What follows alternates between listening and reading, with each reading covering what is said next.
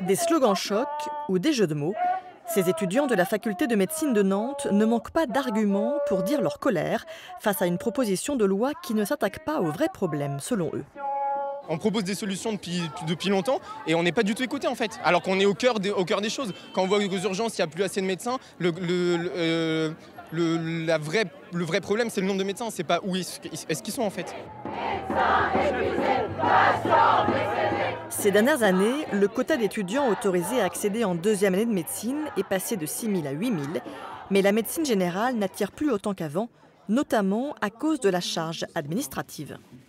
Je suis formé pendant plus de 10 ans pour soigner les gens. Je ne suis pas formé à monter une entreprise. Je ne suis pas formé à engager des personnes dans mon cabinet. Je ne suis pas formé à assurer des charges administratives que je ne connais pas et que je ne sais pas maîtriser. Parmi ces manifestants, des médecins seniors étaient présents pour soutenir la nouvelle génération. Le syndicat de médecins généralistes de Loire-Atlantique ou encore le Conseil de l'Ordre, inquiet de la santé psychologique des futurs médecins. C'est comme les professeurs qui sont nouvellement nommés, qu'on envoie sur le terrain dans des zones difficiles, eh bien, ils sont en difficulté. Donc si on fait pareil avec nos jeunes médecins, qu'on leur demande ou qu'on leur impose d'aller s'installer dans des zones déficitaires avec un accompagnement qui sera forcément pas à la hauteur, eh bien, on les met d'emblée en difficulté.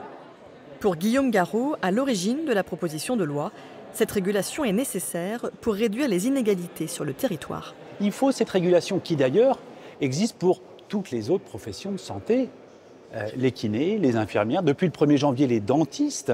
Nous disons à nos médecins, la liberté d'installation n'est pas remise en cause. Mais allez là où vos patients vous attendent. Allez là où on a besoin de vous.